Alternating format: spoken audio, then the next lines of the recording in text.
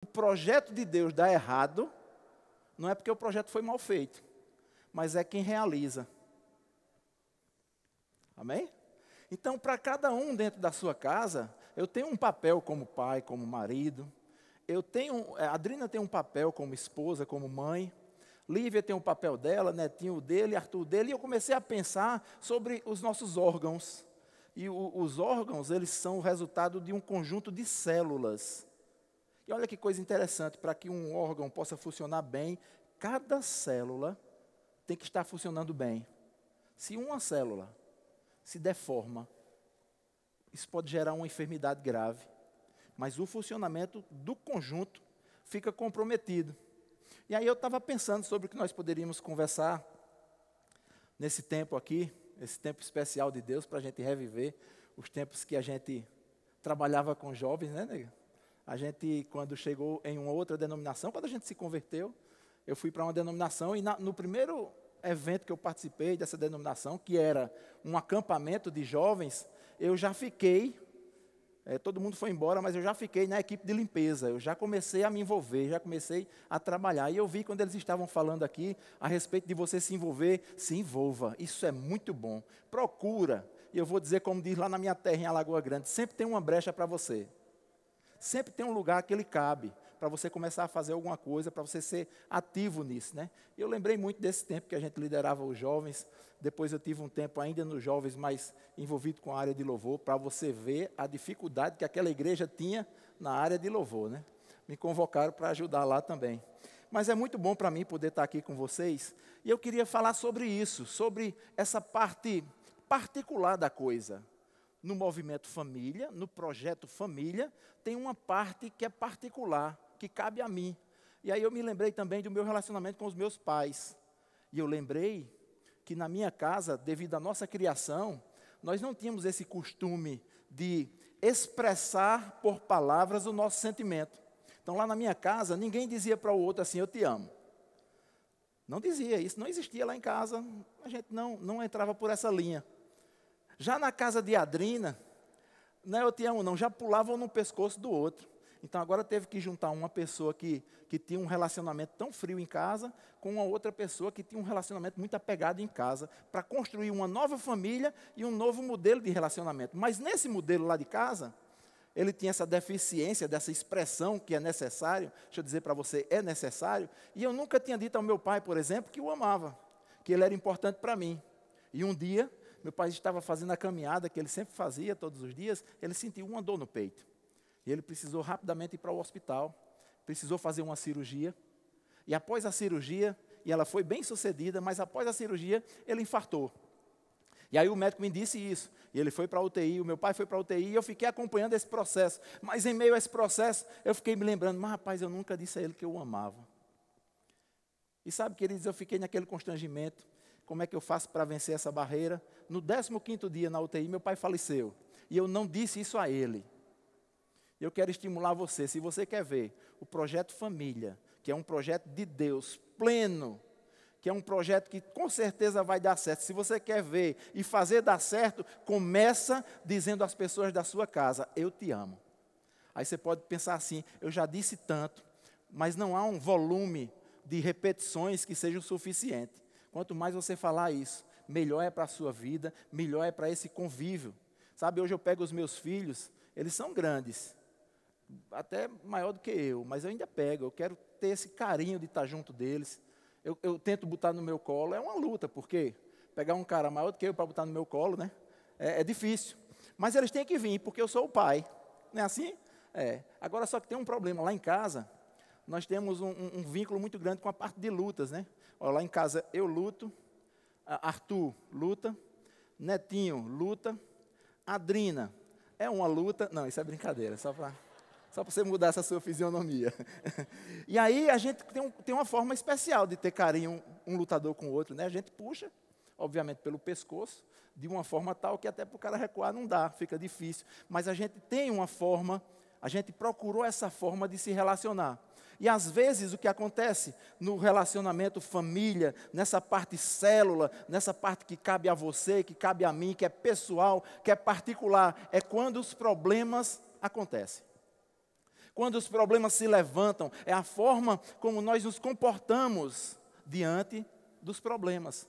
Porque se tem uma coisa que é certa, é que os problemas vão chegar. Eu não sou aqui ministro de coisas negativas, não, mas é certo, está escrito. A Bíblia fala sobre isso, sobre aflições. Aflições só pode ser problema. Aí ele diz assim, mas tenha bom ânimo, elas vão vir. Mas tenha bom ânimo, ou seja, tenha um comportamento de quem sabe em quem crê.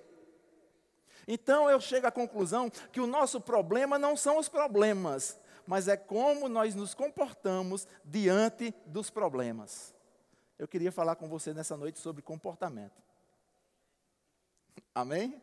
O seu comportamento nesse núcleo familiar pode fazer com que tudo mude na sua família. E às vezes nós temos uma facilidade muito grande de cobrar. Então eu me lembro que na minha juventude, na minha adolescência, eu dizia o que é que estava errado lá em casa. Agora me diga, como é que pode um adolescente que não sabe nada sobre família, que nunca casou, que não tem isso, se bem que eu casei quase adolescente, mas deixa eu pular mais um pouquinho essa parte. Mas aí como é que eu vou dizer o que é que está certo ou o que está errado para o meu pai e a minha mãe que são experientes? Mas a gente às vezes tem essa habilidade, uma força muito grande para tentar mostrar o que está errado. Mas se a gente começar a exercer essa mesma força, essa mesma intensidade, para procurar em nós, para dar uma olhada no espelho, e olhar para mim mesmo e dizer assim, rapaz, na verdade eu acho que você precisa consertar isso aqui. Então não se preocupa com o que as outras pessoas precisam consertar, não. Porque a gente nem consegue fazer nada pelos outros.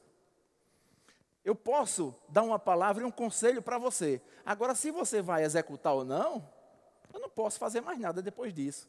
Agora, comigo, eu posso ver o conselho, eu posso ler a Bíblia, eu posso ouvir seu conselho, e eu ainda tenho a habilidade de fazer alguma coisa por ele. Porque na minha vida, eu comando. Hoje Deus está falando para você, não deixa que o problema seja seu problema.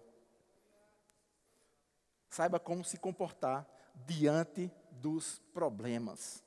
Eu poderia falar aqui agora, quem tem problema, levanta a mão. Eu poderia falar, eu não falei, tá certo? Com certeza algumas pessoas iam levantar.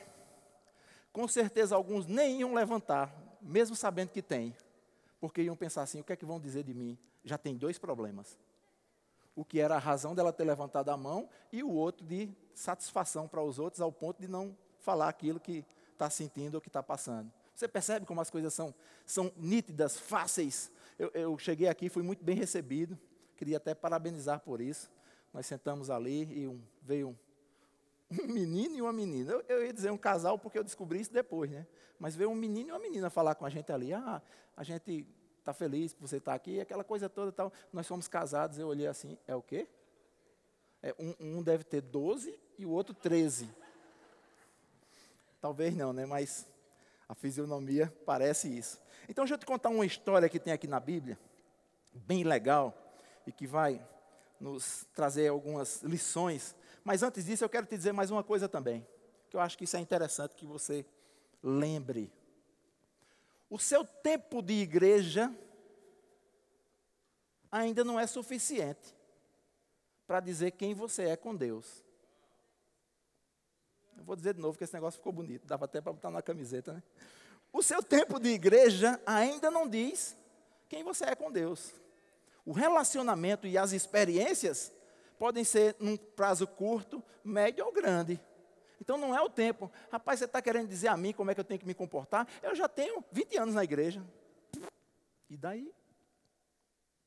Aí o outro diz, eu tenho 1 ano. Agora eu vou te dizer uma coisa, nesse 1 ano que eu tenho na igreja, as experiências que eu já tive com Deus, sabe, aconteceu assim, olha, um dia desse foi assim. Aí vai dizer assim, ó, ontem aconteceu isso.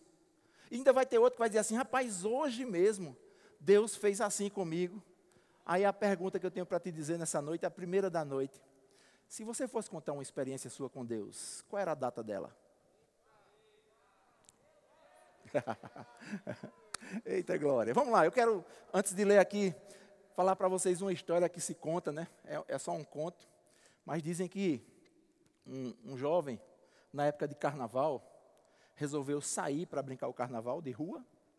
E o bloco que ele ia sair precisava que cada pessoa tivesse uma fantasia. E ele, na sua criatividade, resolveu se fantasiar de demônio, de diabo. Aí foi na rua, comprou um macacão vermelho, comprou um chifre vermelho, comprou um garfo bem grande vermelho e um rabo bem grande vermelho com uma seta na ponta. Para a visão do mundo, estaria perfeito. Essa aqui é a fantasia. Quem olhasse já ia dizer, isso é um demônio, é o diabo, essa fantasia. E aí ele se ajeitou e saiu a pé para ir para o local onde era marcado o ponto de encontro do bloco, para eles saírem para brincar. No meio do caminho, o que acontece? Começou a chover. E ele não queria borrar aquela roupa toda e a maquiagem que ele tinha feito. E ele procurou um canto para se abrigar, e de repente ele chegou e foi se abrigar em um lugar, porque tinha lá aquela proteção na entrada onde ele estava, na porta de uma igreja. A igreja estava com a porta fechada porque era um culto só para os crentes do aleluia. E eles estavam lá dentro, aquele fogo total. E aquele homem lá protegido da chuva, fantasiado de diabo, ele escuta aquilo tudo. E aí resolve abrir a porta e dar uma olhadinha, porque ele não estava entendendo, não sabia o que estava acontecendo, nem tinha experiência com a igreja. E ele abriu a porta e entrou. Imagina aí o que aconteceu. Diz a mesma história que janela, que só passava 2, estava passando 5. Mas no meio desse desespero todo, tinha um senhorzinho sentado numa cadeira lá, sem condições de correr como todo mundo. E aquele jovem fantasiado sentou do lado dele. E quando ia perguntar o que estava acontecendo, por pura curiosidade, aquele senhorzinho diz assim, olha, seu diabo, deixa eu dizer logo uma coisa para você. Eu estou nessa igreja aqui já tem 20 anos, mas sempre fui do seu lado. Contando isso tudinho para dizer para você, não é o tempo, é a relação. Não é o tempo, são as experiências que vão nos salvar, que vão nos conduzir nos momentos em que os problemas se levantam. Amém? João, capítulo 6. Abra sua Bíblia comigo, por favor.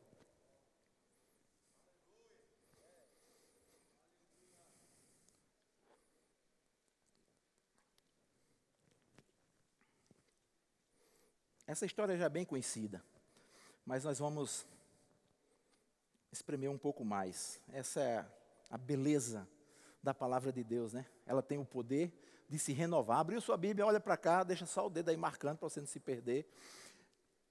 Essa palavra tem um poder de se renovar. Você já pensou sobre isso? Sabe o que é isso, queridos? A palavra é a mesma. Se você for ler o Salmo que diz assim, o Senhor é o meu pastor e nada me faltará. Se você ler esse texto todos os dias, durante um ano, o texto não vai mudar, ele é o mesmo. Então, como é que ela se renova? Vou te dizer, a palavra é o único veículo que tem o poder de se adaptar ao seu momento. Ela pega você no momento em que você está vivendo, porque o Senhor é o meu pastor e nada me faltará. Pode ter um efeito hoje, e amanhã, essa mesma frase, esse mesmo versículo pode ter outro efeito. Isso é renovação. Vai lhe pegando no seu momento. Vou te dar um exemplo. Quem conhece aqui a história de Chapeuzinho Vermelho? Sem vergonha de levantar a mão. Pode levantar a mão. Isso. Chapeuzinho Vermelho, você sabe daquela história. Se você for ler essa história hoje, o que é que muda? Mas você cresceu, você agora é adulto. O que é que muda para você? Nada, está tudo do mesmo jeito. Nem aquele doce que aquela menina estava levando para a vovozinha não açucarou. Está lá do mesmo jeito esse tempo todinho. A velhinha está lá, não faleceu. Tudo do mesmo jeito. A roupinha vermelha que ela ia pela floresta, pela estrada fora eu vou. Tal, não desbotou. Nem o lobo, que a história diz que era mau, ficou bom. Continua mal. Está tudo do mesmo jeito. Chapeuzinho Vermelho, essa história não tem poder de se renovar. Mas a Bíblia tem. A palavra de Deus tem. Talvez você já tenha lido esse texto que nós vamos ler agora. Mas eu vou te dizer, abre o teu coração. Pai, eu quero ver, porque parece que ele brota novamente com coisas novas. Que coisa linda é a palavra. Não perde isso, queridos. Eu sei que você, como jovem, eu já passei por isso. Eu já não tenho mais aquela euforia toda de levantar a mão. Quando diz, levanta a mão, você que é jovem. Já fica assim, meio caminho, já estou quase convencido. Mas eu sei que você tem muita coisa para fazer, você corre demais, é escola, é sei lá o que, às vezes trabalho também, tanta coisa. Mas olha, existem coisas que são fundamentais, mas existem coisas que são vitais. Seu trabalho é fundamental, sua escola é fundamental. Mas a sua comunhão com Deus e leitura da Bíblia e oração é vital. Vital significa, sem ela você morre. João capítulo 6, agora eu vou ler. Está valendo. A partir do verso 1, nós vamos ler até o verso 14. Depois disso, Jesus atravessou o lago da Galileia, que também é chamado de Tiberíades. Uma grande multidão o seguia, porque eles tinham visto os milagres que Jesus tinha feito, curando os doentes. Ele subiu um monte, sentou-se ali com os seus discípulos. A Páscoa, a festa principal dos judeus, estava perto. Jesus olhou em volta de si e viu que uma grande multidão estava chegando perto dele. Então disse a Filipe: onde vamos comprar comida para toda essa gente? Ei, se levantou um problema aí. Mas olha uma coisa, depois o texto diz assim no verso 6, ele sabia. Jesus sabia muito bem o que ia fazer, mas disse isso para ver qual seria a resposta, a reação ou o comportamento de Filipe. O texto continua e no verso 7 diz assim: Filipe respondeu assim: para cada pessoa poder receber um pouco de pão, nós precisaríamos gastar mais de 200 moedas de prata. Então, um dos discípulos, chamado André, irmão de Simão Pedro, disse: está aqui um menino que tem 5 pães de cevada e 2 peixinhos. Mas o que é isso para tanta gente? Jesus disse: diga a todos que se sentem no chão. Então todos se sentaram. Havia ali uma grama naquele lugar. Estavam ali quase 5.000 homens. Em seguida Jesus pegou os pães, deu graças a Deus e os repartiu com todos. E fez o mesmo com os peixes. E todos comeram à vontade. Vou dar uma pausazinha aqui para a gente ver algumas coisas com relação a isso. Então você entende muito bem essa história, sei que você já conhecia. A gente só leu novamente, mas deixa ela se renovar em você. Estava lá Jesus pregando, muita gente. Quando aqui diz que tinha 5.000 homens, é porque mulher e menino não entrava na contagem. E mulher come também, e às vezes come muito. E tem menino que come mais do que homem adulto. Não é assim? Estava tudinho lá. E Filipe olhou e disse: rapaz, nós temos um problema, mas é muita gente. Nem que a gente tivesse muito dinheiro aqui. A padaria de seu Chico é longe demais. Quantas vezes, quando os problemas se levantam na nossa vida, a gente faz esse tipo de conta de avaliação humana? Rapaz, eu acho que não vai dar certo por causa disso, por causa daquilo. Jesus já sabia o que ia fazer, queridos, e ele não mudou. Eu não sei qual o problema que você pode estar enfrentando na sua vida familiar ou na sua vida pessoal, sei lá. Mas deixa eu te dizer uma coisa, ele não mudou, então ele está pronto para resolver o teu problema também.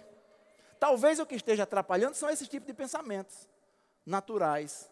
Mas, e se isso, e se aquilo? Vocês lembram quando Jesus foi naquele tanque? O tanque de Betesda. E estava lá um paralítico. E ele chega para o paralítico e diz assim: você quer ser curado? O paralítico estava conversando com a solução, mas não sabia quem era. Foi que ele disse: cálculo, pensamentos humanos. Aí ele disse assim: rapaz, querer eu quero, mas não dá certo, porque toda vez quando eu penso em ir, outro corre na frente, pula primeiro. E como é que eu vou? O meu defeito qual é? Até um cego consegue chegar primeiro do que eu. O segundo que caía no tanque só se molhava. O primeiro era curado, o segundo só se molhava.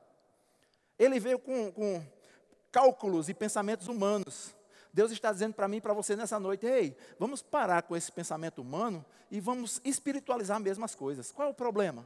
Pai, está aqui, te apresento e já dou graças a você, porque isso vai ser resolvido. Agora deixa eu te mostrar nesse texto, como é que esse negócio foi resolvido. Sabe, queridos, André, que era um outro dos discípulos que estava ali, ele disse assim: olha, a gente está aqui, tem uma necessidade agora, nós temos um problema, e eu olhei assim, mas tem uma criança ali, que veio preparada, esperto. Talvez aquele menino tenha pensado, eu estou florindo a história.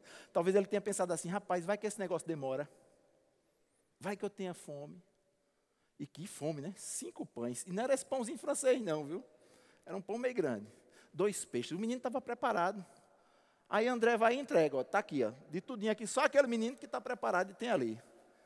Aí pega, o menino doou, porque aqui não fala que o menino esperneou, achou ruim. Ah, eu tenho culpa se vocês não vieram preparados, não. Talvez esse menino, tivesse uma compreensão das coisas de Deus, maior mesmo do que os discípulos, que ainda estavam fazendo contas humanas. Imagina como foi que André pegou aqueles pães e aqueles peixes para levar para Jesus.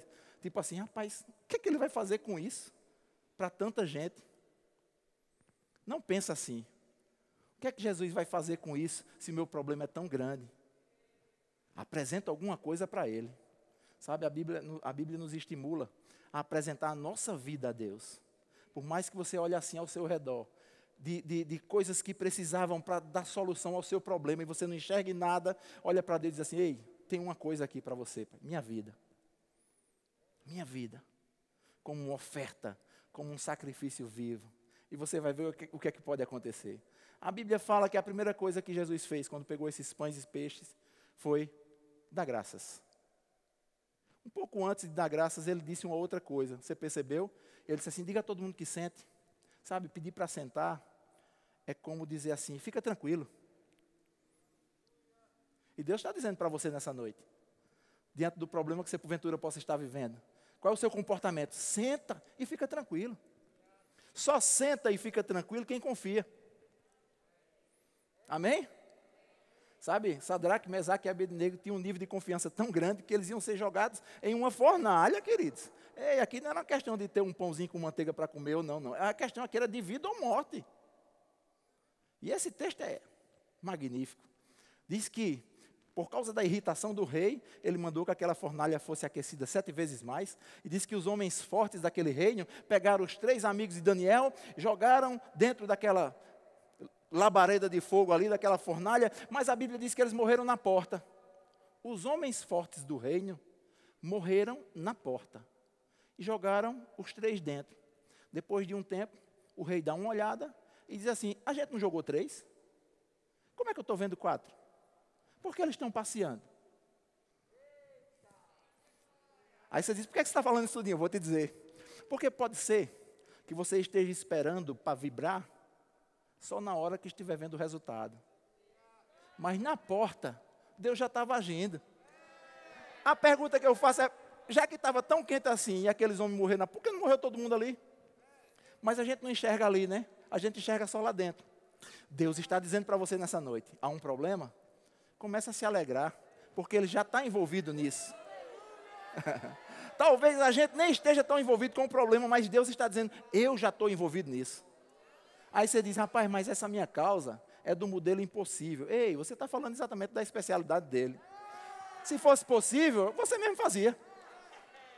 Mas quando é impossível, andar até aqui para mim é possível. Daqui para frente, se não for algo sobrenatural, só Deus, querido. Só Deus. Posso tentar? Ficou torcendo, né? E aí o que acontece depois desse momento de calma? Fica calma, senta aí todo mundo. Agora vamos pegar isso aqui e vamos agradecer por uma coisa que humanamente, na visão humana, não era suficiente. Talvez a solução do seu problema, na sua visão, o que você tem não é suficiente. Mas é, porque vai haver uma multiplicação. E esse papel é de Deus. Sabe, Ele dá graças. Pai, muito obrigado pelo que eu tenho. Sabe, queridos, a gente tem que começar a ser grato pelo que tem. E sabe, você pode começar isso pela sua casa, pela sua família. Chega para o teu pai, diz a ele, rapaz, como eu sou grato por você, como meu pai, pelo que você tem feito na minha vida. Talvez na sua cabeça inocente, no cálculo humano e natural, você pode dizer, mas ele podia fazer mais, a minha mesada é só R$50, podia ser 100. Isso é cálculo humano, queridos. Quem sustenta a tua vida é Deus. Quem cuida de você é Deus, não é assim? Aleluia. Seja satisfeito com o que você tem. Paulo fala sobre isso. Paulo fala, fica satisfeito com o que você tem. Agora deixa eu te dizer uma coisa. O fato de estar satisfeito com o que você tem, não te impede de desejar coisas novas. Mas o primeiro passo para você alcançar as coisas novas, é estar satisfeito com o que você tem. Rapaz, mas só são 5 pães e 2 peixes. E só de homem aqui tem 5.000, queridos. Espera aí. Agora fica fácil, porque a gente já sabe o final da história. Aí perde um pouco a emoção. Não deixa a tua vida perder a emoção. Essa emoção de saber, Deus vai fazer. Essa expectativa o tempo todo. Eu estou indo para a igreja, para o culto dos jovens. É só mais um sábado? Não. Não, queridos. Você tem que chegar com essa expectativa, porque por mais que, sei lá, você só vê até aquela porta, mas quando você chega ali, alguma coisa acontece. Por quê? Porque tem um coração com expectativas. Você não imagina o que Deus pode fazer através da sua vida, querido. Aleluia. Quantas coisas grandes Deus pode fazer através da sua vida.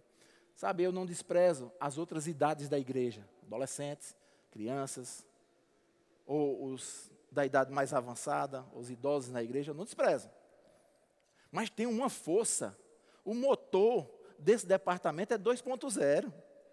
Tem departamento aí que é 1.0 e queimando óleo já. Não é o departamento em si, é a questão da capacidade física mesmo. Esse evangelismo que vocês fazem aí, que eu vi aqui, que vocês passaram o filme, que legal. Pega aí, escolhe aí 20 idosos da igreja e vai fazer isso lá. Talvez não funcione, mas para isso, você é a força da igreja. Então, deixa eu te dizer, como você é a força da igreja, nunca fica pensando, cadê o povo que não está na igreja? Porque se você é a força da igreja, é você que vai trazer esse povo. Você percebe essa diferença? Não, a parte que é minha eu quero fazer. Então seja fervoroso nisso, essa é a fase. Vai chegar numa fase lá na frente que as coisas vão ficar mais difíceis, porque é natural. O desgaste físico é natural. Então esse é o tempo. Esse departamento forte pode mudar uma cidade, queridos. Você pode mudar a vida de todo mundo que te cerca, você pode mudar a vida da tua família. Eu lembrei agora de um jovem que tinha lá na igreja em Jaguaribe, quando nós chegamos no Verbo da Vida, lá em João Pessoa. Ele era muito novo, acho que jovem não, talvez adolescente. E ele era bem envolvido na igreja, ele conversava com a gente, perguntava, lia a Bíblia, tentava tocar no louvor, queria fazer tudo. Mas o que aconteceu? A vida dele começou a ser alcançada e transformada ao ponto de que os pais começavam a ver que estava acontecendo alguma coisa na vida dele.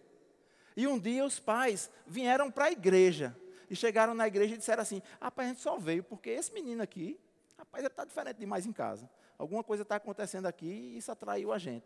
E essa família atraiu outra família, atraiu outra família, atraiu outra família, atraiu outra. Imagina aí um grupo como esse. Então, puxa essa força de dentro de você. E sabe, a parte dos seus problemas, que porventura você possa olhar e dizer, como vai ser difícil eu resolver isso? Jesus está disponível, pronto, para estender a mão. Mas é pronto mesmo. Não é aquele negócio, será que? Você pode até pensar isso, será que? Se você parar para pensar nos seus erros. Mas Deus olha para você pelos seus acertos. Tá, eu vi uma frase esses dias de um ministro aí, e ele disse assim, o diabo conhece o nosso nome, mas nos chama pelo nosso pecado. Jesus conhece o nosso pecado, mas nos chama pelos nossos nomes. Aleluia. Sabe, queridos, nesse momento em que Jesus expressa a gratidão por aquilo que humanamente parecia ser insuficiente, as coisas começam a acontecer e aquilo multiplica. E a Bíblia diz que todos ficaram satisfeitos. Satisfeitos é naquele ponto que você diz assim, eu vou parar aqui deu legal, tá bom. E a Bíblia também diz que sobrou. E olha que coisa interessante, não houve desperdício, disse assim, pega tudo que sobrou, junta aí nos cestos, e juntaram 12 cestos. Por que você acha que juntaram aqueles cestos? Para distribuir para outras pessoas. Então pega agora isso aí, ó. Deus vai realizar em você aquilo que Ele tem para fazer, e vai ser de uma forma tal que você vai ter para você e vai ter para suprir os outros. Porque faz parte do projeto dele sobra. Faz parte, se você for ler, tem um texto de Coríntios que diz isso. O desejo de Deus é que você tenha aquilo que seja necessário, suprido, e mais ainda, o que é mais do que o que é necessário? É sobra. E Deus está dizendo que quer você suprido e com sobra. Está escrito. Agora, a questão é, para que a sobra? Porque se eu sustentar a sobra, a Bíblia diz que eu sou avarento, se eu sustentar a sobra. Entendeu? Por quê? Porque a sobra não é minha. Porque a minha necessidade não já foi suprida. A sobra é uma oportunidade que Deus está me dando de abençoar outras pessoas. Então esse é o nível. Deus vai fazer na sua vida de uma forma tal que você vai ter para você e para as outras pessoas. Jovem, você é forte. Essa força de Deus está em você. Usa isso, mas usa com força mesmo. Começa a exercitar isso, que você vai ver as coisas acontecerem na sua vida. Sabe, Deus conta com isso. Quantos de vocês estão dispostos a isso? E sabe onde é que isso vai acontecer? Fora da igreja. Lá na sua vida, no seu dia a dia, nas coisas que você está envolvido. Multiplicações, milagres. Sabe, mas esse mesmo texto que nós estamos lendo aqui, lá no capítulo 20, no verso 26 desse mesmo capítulo, diz que os homens estavam procurando onde é que Jesus foi, para onde é que ele foi. Disseram para ele estar do lado de lá. Então vamos todo mundo para lá. E chegaram lá e disseram, Jesus, a gente veio porque, rapaz, você é demais. Aí Jesus disse assim, eu estou parafraseando. Vou trazendo para uma linguagem bem... Novo Testamento de Alagoa Grande. É o mais fácil de entender. Aí Jesus olha assim, epa, não. Foi essa a razão não que vocês vieram, não. Vocês vieram para comer pão. Aleluia. Nós precisamos procurar Deus, não pelo que Ele pode fazer por nós, mas procurar Deus e dizer a Ele o que é que eu posso fazer por esse reino. Porque o que Ele pode fazer por você já é uma coisa certa. Como é que eu vou procurar uma caixa de som para colocar nesse lugar aqui, se aqui já tem uma? Se tem uma coisa que é certa, queridos, é a ferramenta que Deus tem para dar para você usar. A questão de usá-la ou não é que pode ter dúvida, mas a ferramenta, a disponibilidade já está aí para você. Nós podemos fazer dessa cidade uma outra cidade.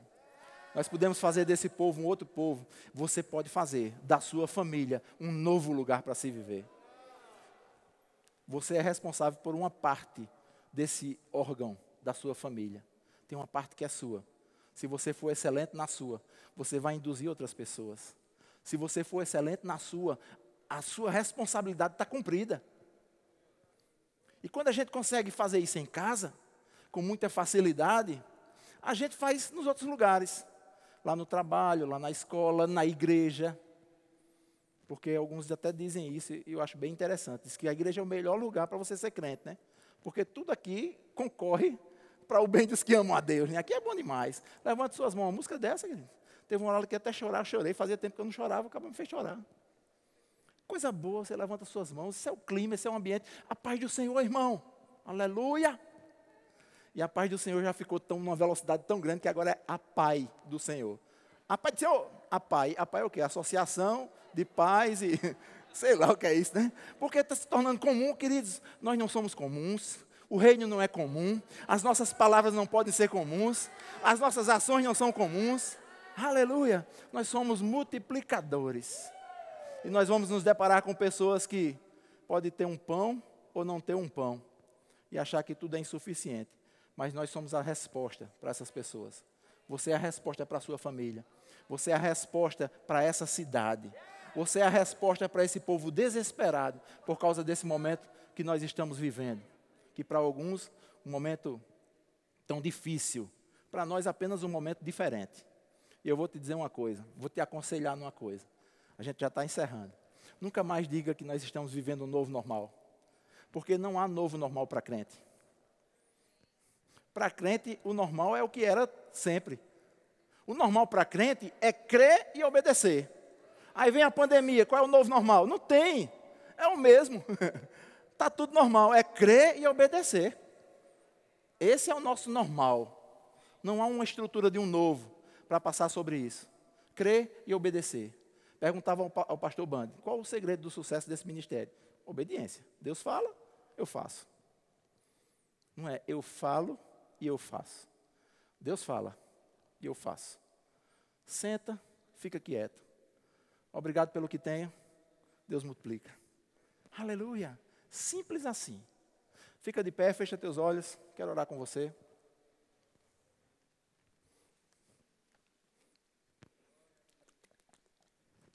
Por fim, a última coisa que eu quero te dizer, e para isso eu vou pedir para que coloquem uma foto que eu vi na internet e achei bem interessante e acho que vai ser pertinente para esse momento.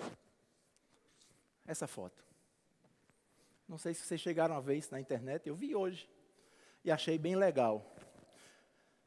E achei por bem trazer para dizer para você nesse final, seja original. Deus abençoa o original. Talvez uma reação dessa seja para intimidar alguém, você não precisa disso. Talvez uma reação dessa seja para mostrar alguma coisa que nem chegou em você ainda, que nem está naquele potencial que você até imaginaria. Seja original. A sua originalidade, preste atenção, vai te expor.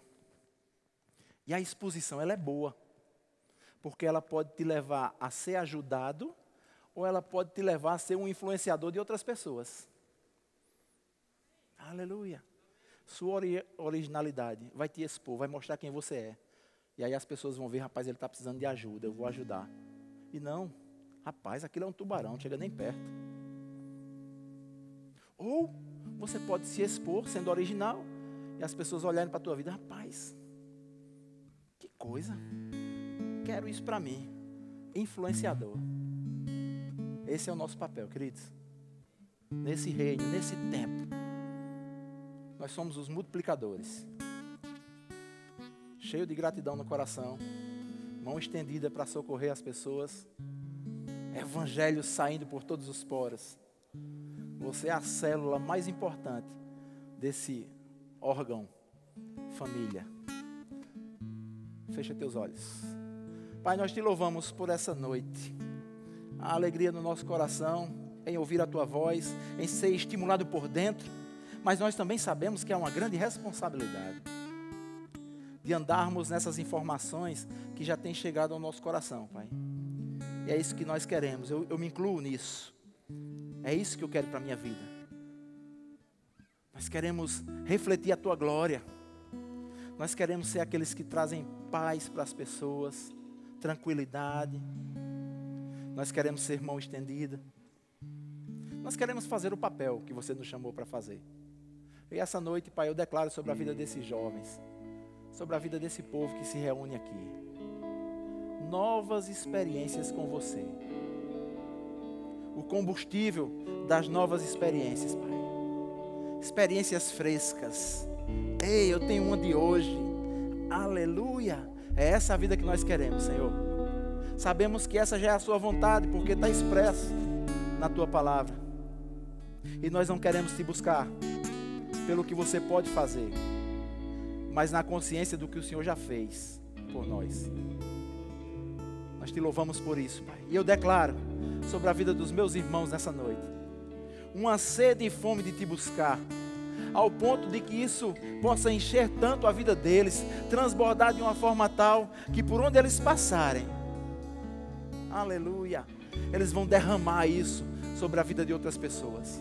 Pai, eu declaro jovens sendo alcançados por causa da originalidade da vida deles em você, Pai. Eu declaro tubarões de verdade. Em nome de Jesus. Continua com os seus olhos fechados.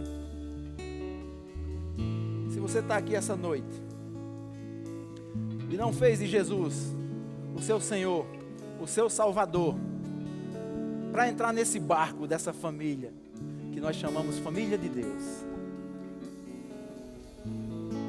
Sabe, você pode se perguntar, mas o que é isso? Me chamaram para vir nesse lugar aqui, eu estou achando até legal, mas o que é isso? Eu vou te dizer, é reconhecer que a sua força própria para conduzir a sua vida é insuficiente para te levar onde você quer chegar. E aqui eu estou te falando de um Deus, aleluia, que pode conduzir a tua vida para o lugar onde Ele quer que você chegue. E aceitar Jesus como Senhor e Salvador é entender que essa direção desse veículo da sua vida precisa ser passada para quem sabe dirigir melhor que você. E sabe quando a gente passa a direção no natural para um outro motorista, a gente vai para o banco do passageiro, e se estiver cansado você pode até deitar um pouquinho o banco e descansar. É para isso que Deus te chama. Aceitar Jesus como Senhor e Salvador é fazer Ele conduzir a sua vida e nele você descansar. Há alguém no nosso meio que quer fazer de Jesus seu Senhor, seu Salvador? Apenas levanta a tua mão como um sinal, dizer assim, eu quero. E como é que isso acontece? É só levantar a mão e dizer quero? É isso mesmo. Você crê com o coração e com a sua boca você confessa, Jesus é o meu Senhor. Há alguém nessa noite?